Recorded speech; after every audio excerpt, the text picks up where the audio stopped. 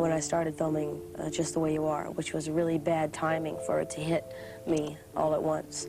It was just that I needed to find the simple life that you could say it's exhaustion and pressure from doing what I do. Kristy McNichol was not just a star. She was once the symbol of an entire generation of American audiences, with her warm smile, natural acting, and maturity beyond her years. By her 20s, she already held 2 Emmy Awards, unforgettable roles, and a future that seemed unstoppable. Yet, at the very height of her career, Kristy McNichol vanished. No explanation, no farewell, only a silence that left Hollywood stunned. Some called it a tragedy, the unfortunate fading of a talent that bloomed too early.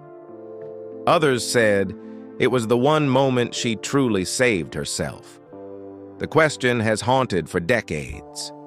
Why would a young, beautiful, talented star, once adored by all of America, choose to walk away at the peak of her career? It wasn't until many years later that Kristy McNichol revealed the truth, and the answer was even more heartbreaking than the public ever imagined. Kristy McNichol, born Christina Ann McNichol on September 11, 1962, in Los Angeles, California, did not come into the world wrapped in luxury. Her father, James McNichol Sr., a carpenter, left the family when Kristy was just 3 years old, leaving behind an emotional void that would never be filled. Her mother, Carolyn, a nurse, became the sole provider, juggling countless jobs, secretary, cosmetic sales, even taking bit parts as an extra on film sets, just to keep food on the table. Their small home rang with the laughter of children, yet it was always shadowed by the smell of unpaid bills and an uncertain future. At the age of 6, Kristy began appearing in commercials. Carolyn was not only a mother, but also a manager, carrying the weight of both financial and emotional burdens for the family. One day, while working as an extra on the film Bigfoot, Carolyn had no choice but to bring Kristy and her brother Jimmy along. No one could have guessed that this seemingly casual decision would alter their lives forever. A crew member glanced at the 2 children and remarked simply, "They'd be perfect for commercials." That one sentence opened the door to Hollywood. At first, both siblings tried their hand at acting. Jimmy managed to land a few small roles, but Kristy was different. She didn't just act, she lit up the screen. Her clear eyes, warm smile, and the way she carried authenticity onto the camera instantly drew people in.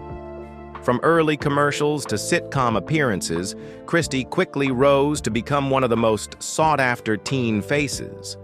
Yet behind that dazzling beginning lay a childhood that was never whole. Kristy once admitted she felt like a child inside screaming, but no one could hear.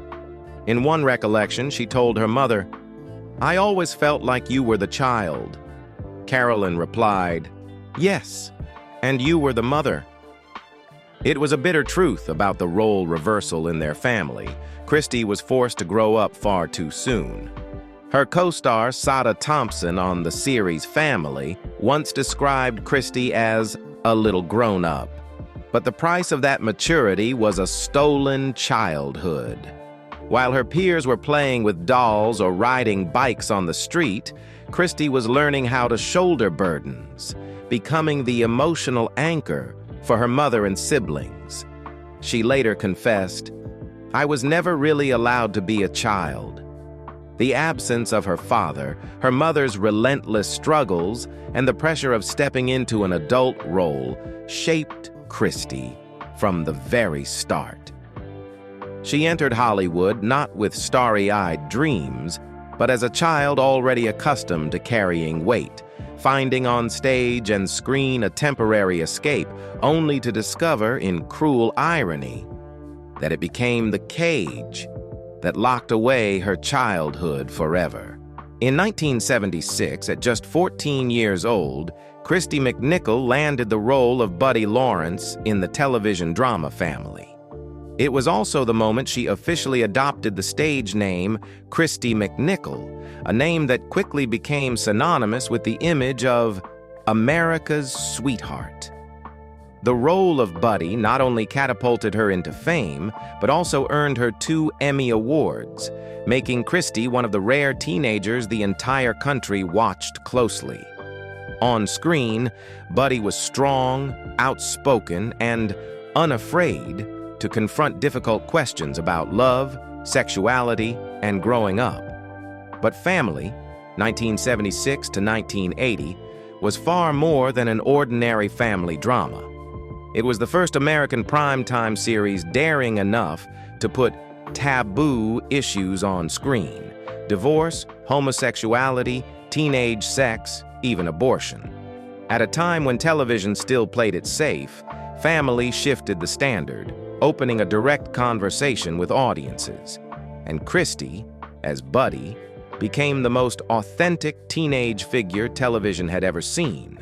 Viewers didn't just see a sweet girl, they saw themselves, their anxieties, contradictions, and adolescent desires reflected through Christy's performance. Time once wrote, "Buddy Lawrence isn't the girl Hollywood dreamed up. She is the girl millions of American teenagers are living." Behind the scenes, however, Family was both a warm refuge and a pressure cooker. Her co-stars, especially veteran actress Sada Thompson, became emotional anchors for Christy. Yet their support could not erase the grueling shooting schedules, the constant demands, and the fear of having to be flawless. People magazine in 1978 called her the teenager carrying an entire series on her shoulders, while TV Guide in 1981 described her as a professional laborer in the body of a child. That professionalism left older colleagues in awe. Dinah Manoff, who later co-starred with Christy in Empty Nest, recalled, "Chris was the most grown-up kid I ever met. She didn't need to study lines. She just read them once and walk on to the set ready." A teenager who approached the set with the discipline and seriousness of a 30-year-old, something even seasoned actors respected. But behind the perfect exterior was a truth few could see. Christy was forcing herself to live outside her true age.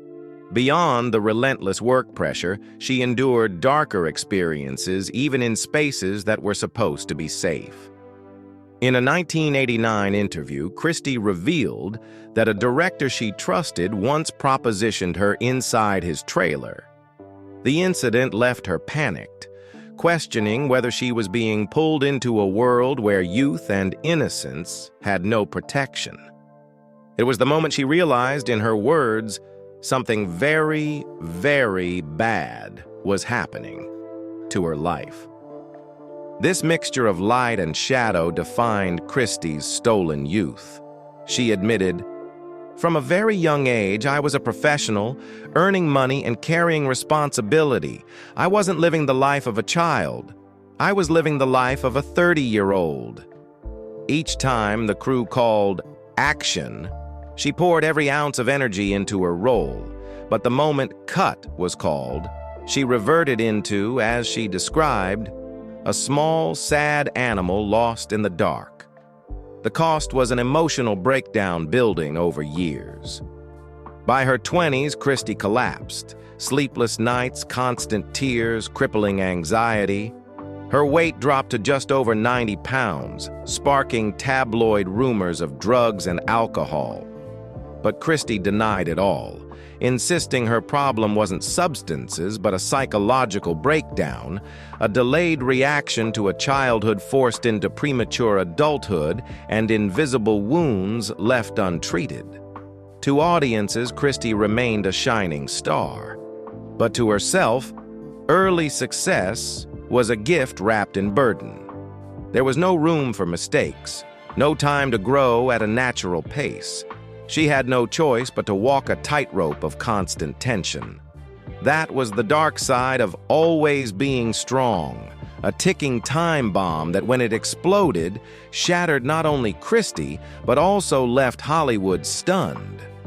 When Family ended in 1980, Christy McNichol was only 18 years old. On paper, it was the golden age of a rising star with a decade of success ahead. In reality, she was already emotionally drained. Years of carrying the weight of adulthood in a teenager's body left Kristy stepping out of the show in a state of utter exhaustion.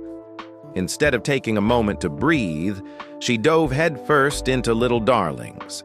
The teen comedy, released the same year, became an instant box office sensation. With a modest budget of just $5.3 million, it earned $4.6 million in its opening week and $24 million after 3 weeks. By year's end, it had grossed between $34 to $35 million, landing in the top 20 highest-grossing films in America for 1980. For an R-rated teen sex comedy, those numbers were staggering. That success officially propelled Kristy from a television star into the ranks of international film stardom. On screen, Kristy and Tatum O'Neal, two of the biggest teen idols of their era, played Angel and Ferris, 15-year-old girls boldly challenging social norms, openly discussing sex and coming of age. The premise, a bet over who would lose her virginity first, caused a storm upon release. Behind the scenes, the production team worked closely with lawyers and the ratings board, since no film had ever dared to address teenage sexuality so directly. Several sensitive scenes were reshot multiple times to avoid crossing legal lines while still maintaining realism. The press labeled Little Darlings dangerous for letting teens talk about sex too truthfully, and some critics went as far as to accuse it of ruining childhood. Ironically, that very outrage fueled its runaway box office success. In interviews, Kristy and Tatum were constantly paired together, likened to Liz Taylor and Debbie Reynolds of the 1980s, two teen stars equally talented and equally surrounded by scandal. The comparison helped cement not just the film's box office triumph, but its cultural status, etching Kristy's name into the pantheon of teen movie icons. But for Kristy, the louder the applause, the heavier the weight. Every compliment, every round of clapping meant another performance she had to deliver, another expectation to shoulder. Unable to say no, she moved from film to film like a programmed machine, partly out of perfectionism, partly because she wanted to please her mother.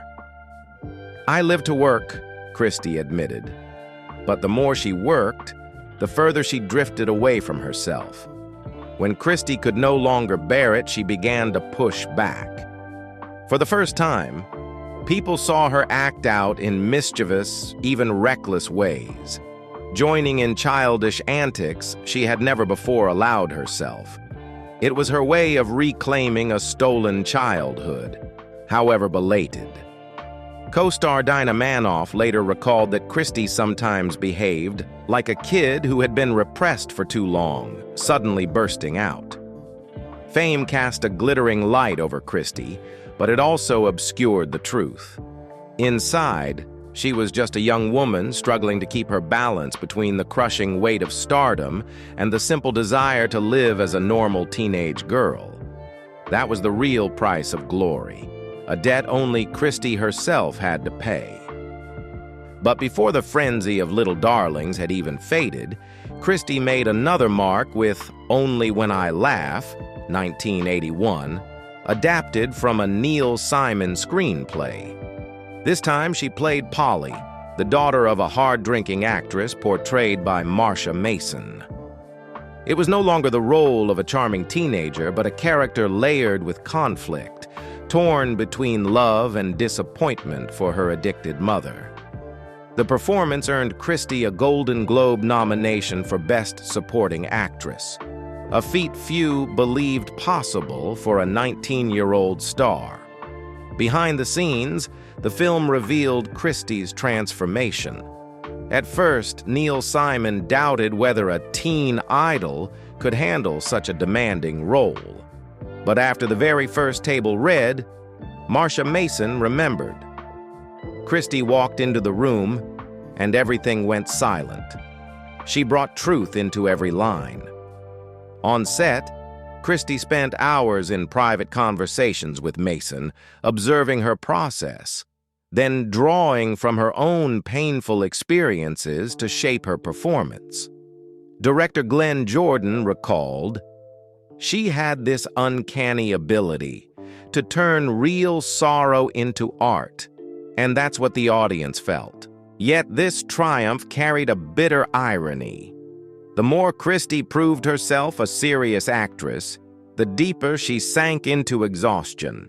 Throughout the shoot, she suffered chronic insomnia and often broke down in tears after filming emotionally charged mother-daughter scenes that struck too close to her real-life wounds."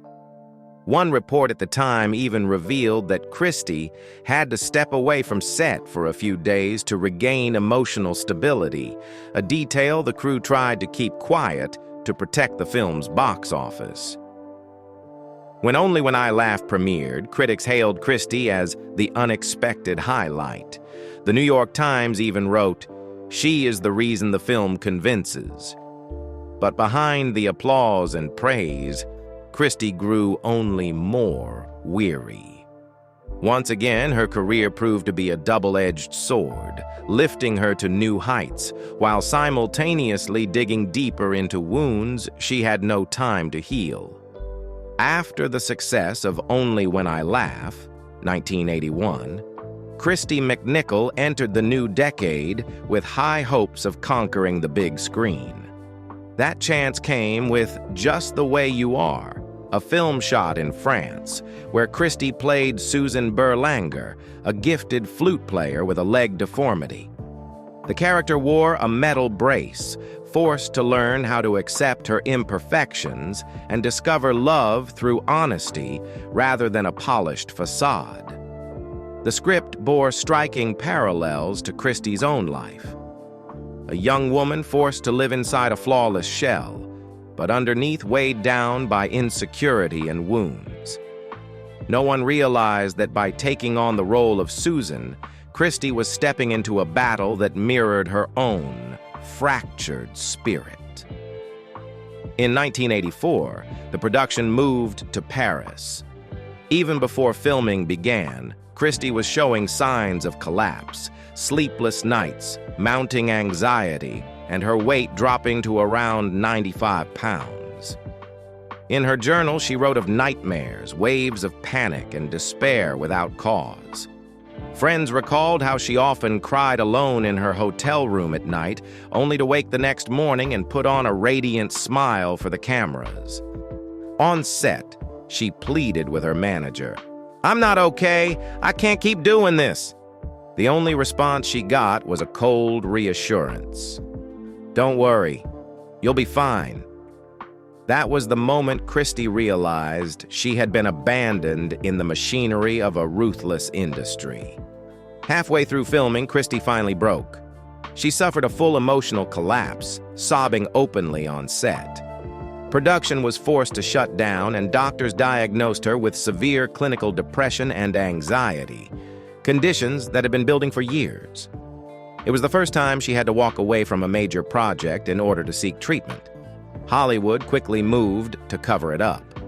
At the time, the studio issued only a vague statement that Kristy was experiencing emotional instability, a euphemism to avoid the stigma of mental illness, which was considered a career stain. But that very ambiguity only fueled rumors, drug abuse, alcoholism, even losing her mind. After months of delays, Just the Way You Are was eventually completed, thanks to Kristy's determination.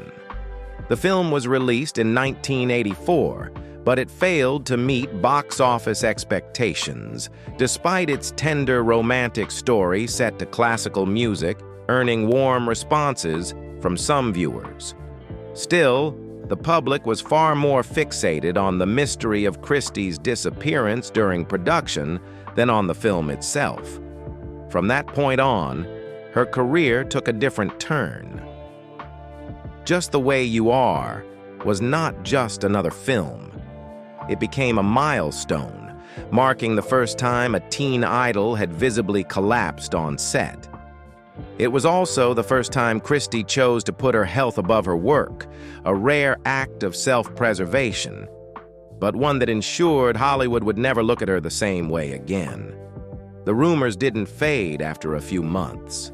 They clung to Kristy throughout the 1980s, shadowing every attempt at a comeback, ensuring that every step forward was met with suspicion. While Kristy's film career was heading into turbulent waters, the public hadn't forgotten her musical chapter. In fact, since the late 1970s, Kristy and her brother Jimmy had created a parallel pop phenomenon alongside her acting career. And it was through this bond that another layer of Kristy's inner world was revealed. By the late 70s, American audiences were surprised to see Christy McNichol sharing the stage with stars like Karen Carpenter. Soon after, in 1977, she and Jimmy released the album Christy and Jimmy McNichol under RCA. Designed as a typical teen idol product, it capitalized on their television fame to break into music. Against expectations, it worked. Their cover of He's So Fine entered the Billboard Hot 100, and the duo were suddenly hailed as a new sibling sensation, drawing comparisons to the Osmonds. But behind the glitter, the machinery was merciless. Billboard called the album a predictable hit, naive, but just enough to enchant teenage fans, while Rolling Stone mocked it as so innocent it hardly merits critique. Ironically, the criticism only boosted sales. Kristy's wholesome image resonated perfectly with the emotional landscape of a teen audience hungry for someone to mirror them. That success, however, unleashed chaos backstage. On shows like American Bandstand, fans shoved and clawed just to touch Kristy and Jimmy, forcing organizers to sneak them out through private exits. On one occasion, Kristy broke down in tears after leaving the stage, admitting she felt she was singing songs that didn't really belong to me. It was a confession that hinted at a quiet tragedy. At just 16, she realized even music, meant to be freedom, had been turned into another role scripted for the market. The pressure mounted further in 1978, when their management forced the siblings into a short tour, despite Kristy's grueling family shooting schedule. Exhausted, she nearly collapsed backstage at one point. Meanwhile, the media continued to push the image of the perfect duo, leaving both siblings trapped in an artificial mold. And yet Kristy admitted that singing made her feel closer to herself than acting ever did. Because, at least on stage, I wasn't living in someone else's skin.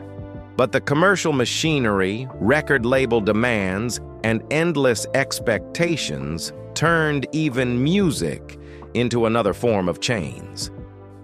The spotlight in music made her shine, but it also dragged her further into an inner conflict, when freedom itself became just another mask. That conflict deepened with her bond to Jimmy. In the 70s and 80s, from Tiger Beat covers to televised concerts, Kristy and Jimmy's image together became iconic for an entire generation of teenagers. To the public, they were a youthful version of Donnie and Marie or the Osmonds. A perfect sibling duo, a picture of harmony. But the glossy image didn't last. Just a few years later, Jimmy abruptly walked away from Hollywood, choosing a quieter path in real estate and family life. To outsiders, it was a simple career decision. To Kristy, it was a void. She once admitted, "When my brother walked away, I felt completely alone in the world." The truth was that when Jimmy left the spotlight, Kristy remained trapped in it. What had once been their shared joy became her solitary burden. Where she once had a brother to lean on after every concert or taping, she now faced it all alone. An 18-year-old girl carrying the expectations of an entire country. While Jimmy closed a chapter of his life by stepping off stage, Kristy remained under the glare of the lights. And it was then she realized she was nothing more than a solitary figure standing on an empty stage. After months of silence, Kristy McNichol returned to the set in hopes of salvaging her career.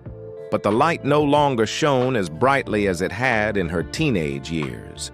Her post-family films, Love, Mary, Dream Lover, Two Moon Junction, one after another failed, leaving little trace in the public's memory. Critics were harsher than ever, with some papers bluntly declaring, "Kristy McNichol has returned, but only as a shadow of herself."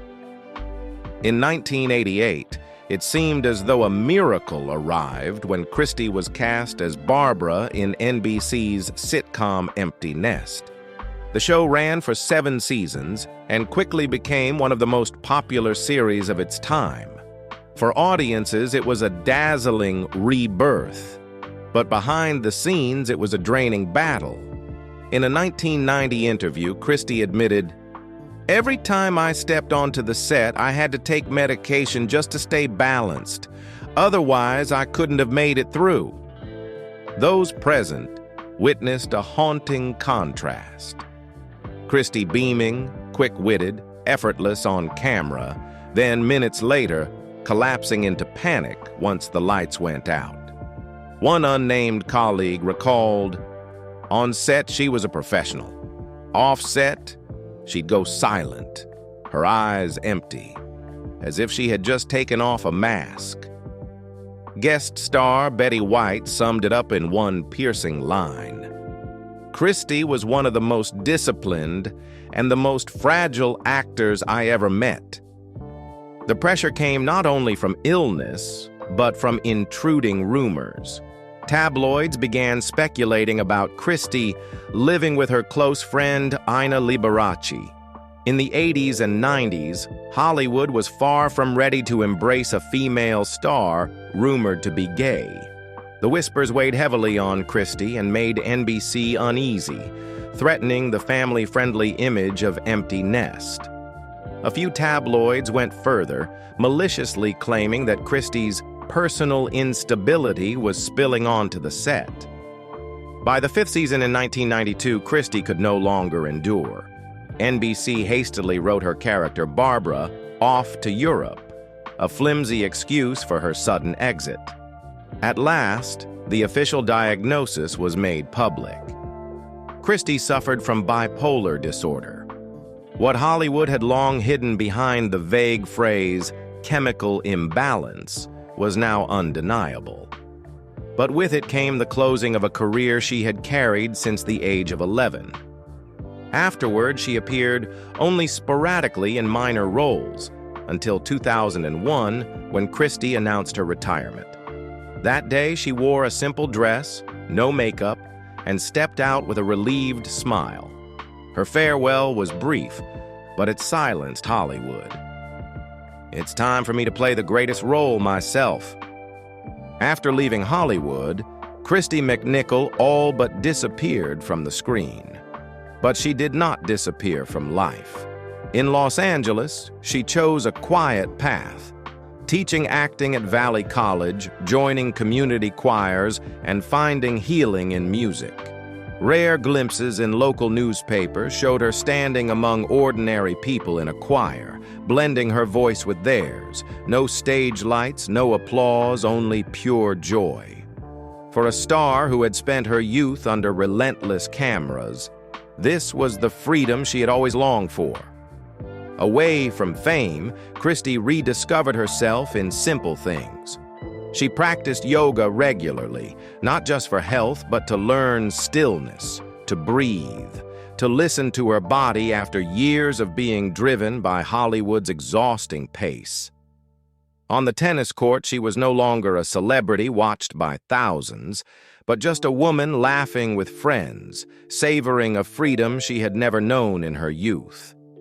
At home, she cared for a little dachshund, treating it as a loyal companion, knowing that the unconditional love of an animal could sometimes soothe wounds more deeply than any applause. But Kristy did not live only for herself. Quietly, she supported music preservation funds and programs for children struggling with emotional abuse and anxiety, the very burdens she once carried. For a time, she even trained in therapy to work with teenagers in psychological crisis. "I know what it feels like to be left alone," she once said, "and I want to be there when someone else needs to be heard." In recent years, local reports have captured Kristy helping train rescue dogs, an ordinary activity on the surface, but one rich with meaning. For her, it was not just about helping small creatures find new homes. It was also a way of quietly healing herself. She continued singing in a Los Angeles community choir as well. There, without glittering stages or blinding lights, Kristy sang shoulder to shoulder with everyday people, finding relief in music, something that had once been a chain, now reborn as pure joy. These modest activities would never make tabloid headlines, but they spoke volumes. Kristy had never truly left art or community. She had only chosen a different way to exist, quiet, humble, but full of weight and meaning. Yet what the public remained most curious about was Kristy's private life. For decades, tabloids speculated endlessly about her close friend Ina Liberace or rumored secret relationships with women. In reality, Kristy had spent many years with Marty Allen, the person who became her life partner. Marty Allen was born on January 1st, 1960 in the United States. She briefly dabbled in entertainment, appearing in minor roles in films and television shows during the 1980s, and also worked as a television presenter and teacher. However, Marty never sought fame or the spotlight. Instead, she chose a quiet, private life, far from media glare, focused entirely on the ordinary rhythms of living. It was that very simplicity that became Kristy's anchor. A woman who had spent her whole life under scrutiny and crushed by expectation. Their love story unfolded quietly, without a lavish wedding, without displays of grandeur. Just two people moving through ordinary days together, playing tennis, raising dogs, cooking meals, and traveling when they could. Friends described Marty as patient, warm, and deeply empathetic, and it was that sense of peace that allowed Kristy to find balance after so many turbulent years. In 2012, at age 49, Kristy unexpectedly came out publicly in People magazine. She shared a photo with Marty Allen after 2 decades together and explained her reason. "I was very sad to see kids being bullied. I hope that coming out can help children who need support. I want to help others feel less different."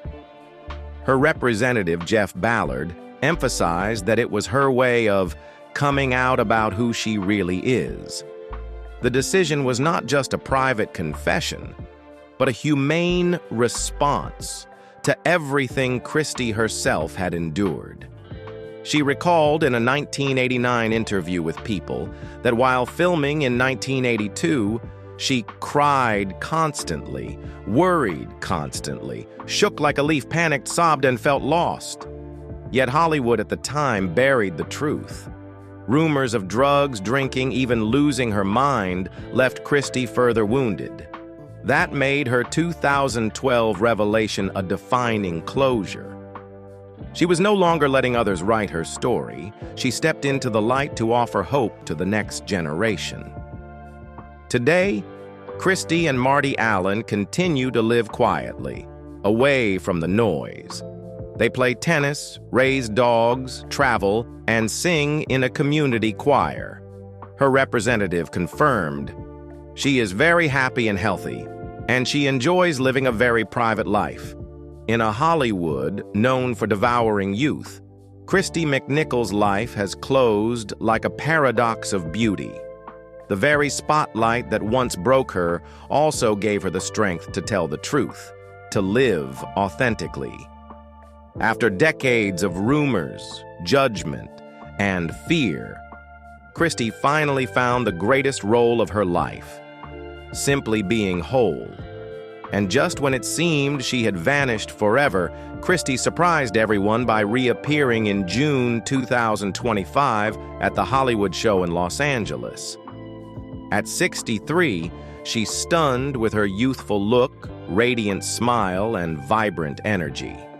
The moment she warmly embraced singer Wendy Wilson was captured and spread across TikTok, drawing millions of views. For longtime fans, it wasn't just a rare sighting, it was a quiet affirmation. Christy McNichol, the star who once disappeared, was still here, healthy, happy, and living her life as simply as she always wanted. Christy McNichol did not fall because of scandal, nor did she let the spotlight dictate her fate. She chose to walk away, a decision both painful and courageous, in order to save herself. In a Hollywood where stars are often drained to their last breath, Christy's "enough" was the most powerful act of defiance. Her story stands as proof that mental health and living authentically matter more than any measure of fame. Once hailed as America's sweetheart, the teen star everyone expected to be flawless. Kristy only found true freedom when she shed that mask, when she allowed herself to be vulnerable, when she openly embraced the love she once had to hide. And in that moment, the audience finally saw Kristy. Not a role, not an icon, but a whole human being. The message she left behind reaches far beyond the realm of art. Everyone has the right to privacy, the right to love, and the right to live as they choose, without constant scrutiny or judgment. Respecting another person's private life is not distance. It is the highest expression of compassion. In a society still weighed down by rigid standards, Kristy's legacy is a reminder. Do not invade someone's life when they have fought all their years to preserve a piece of peace. Today, in her 60s, Christy McNichol is happy and at ease, not the perfect teen star anymore, but her true self. She left behind no sensational scandals, nor did she need a grand comeback. Her legacy is quieter, but it carries deeper resonance. Sometimes courage is not about standing under the blinding lights, but about daring to step away to protect your soul. And that is a lesson Hollywood, and all of us, still need to relearn every day. Some might say that if you want to stand taller, to be admired by the world, you must also accept pressures no one else could bear. But is it truly worth it?